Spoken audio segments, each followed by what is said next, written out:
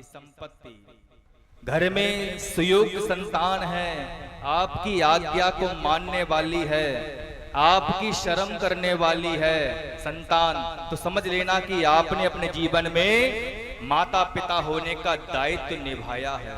अगर आपके सामने ही आपकी संतान आपको आंखें दिखाए, ना करने योग्य कर्म भी करे, तो समझ लेना कहीं ना कहीं आपने अपनी परवरिश में कमी छोड़ी है, कहीं ना कहीं आपने अपने माता पिता होने का दायित्व नहीं निभाया।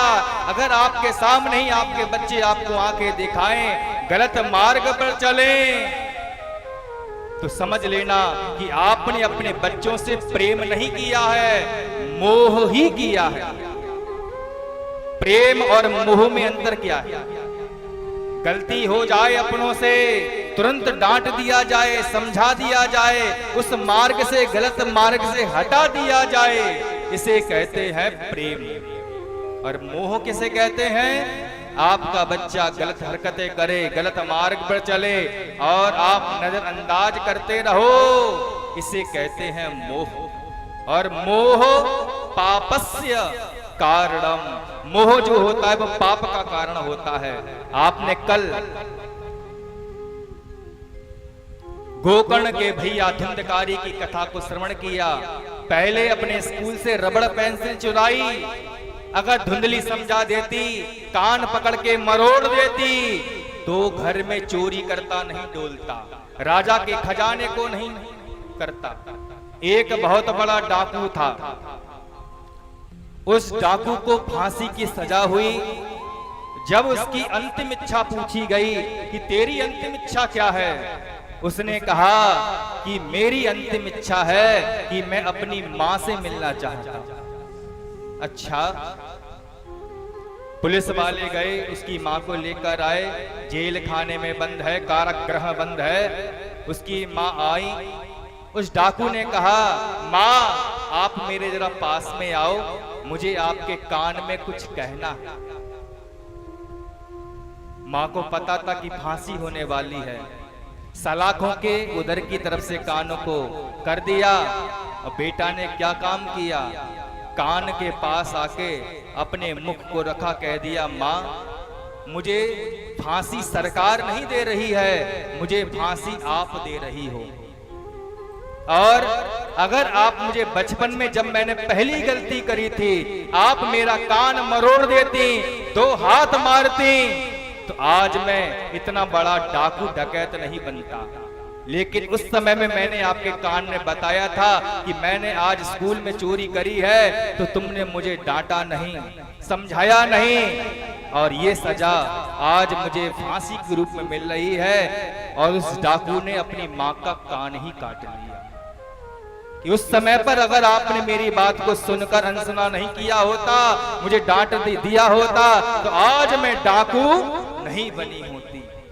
तो प्रथम गुरु जो है वो माता ही होती है। अगर माता चाहे तो अपने पुत्र को सपूत बना दे, और माता चाहे तो अपने संतान के लिए कपूत भी बना दे। धन की जरूरत संसार में, जीवन में कुछ पड़ती है, लेकिन सब कुछ नहीं पड़ती। कहते हैं ना, पुत्र सपूत तो का धन संचा, और पुत्र कपूत तो का धन संचा।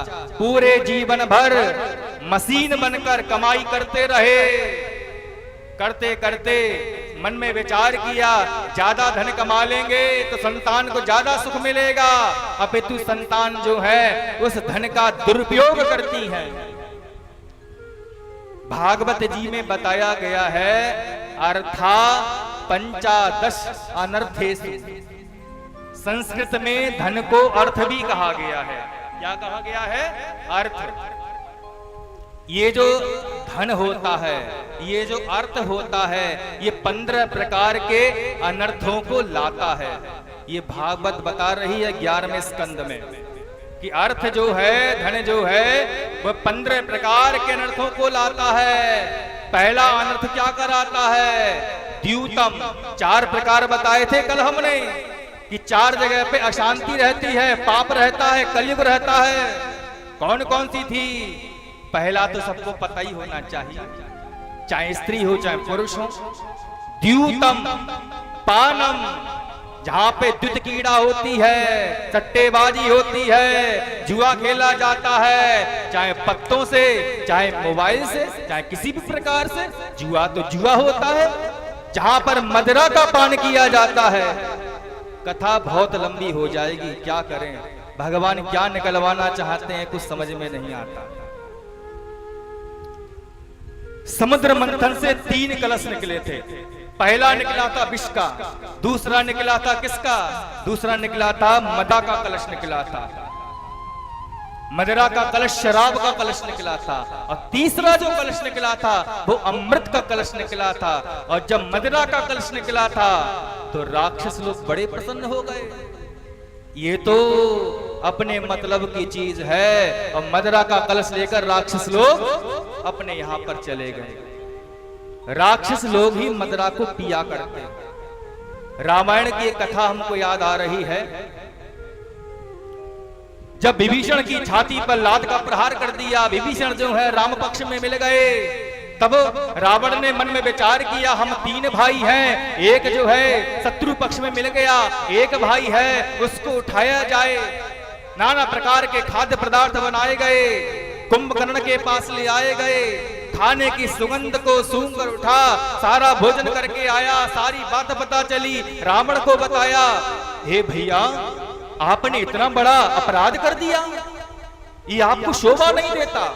आपने जगत जननी को अपने अशोक वन में कैद कर रखा है, बंदी बना रखा है, ये आपको शोभा नहीं देता। आप नहीं जानते वो जगत जननी है, पूरी लंका नाश हो जाएगी, न आप बचोगे न हम बचेंगे, कोई भी शेष नहीं बचने वाला।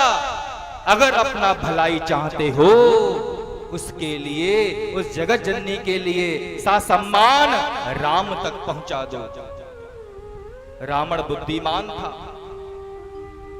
धर्म भी जानता था, अनीति भी जानता था, लेकिन अभिमानी था। धर्म को जानकर भी, ज्ञान होने के बाद भी अपने जीवन में नहीं उतारा। धर्म की पत्नी है, उसका नाम क्या है? नीति। अधर्म, धर्म और अधर्म दोनों भैया है। धर्म की पत्नी नीति, अधर्म की पत्नी अनीति। रावण ने मन में विचार किया,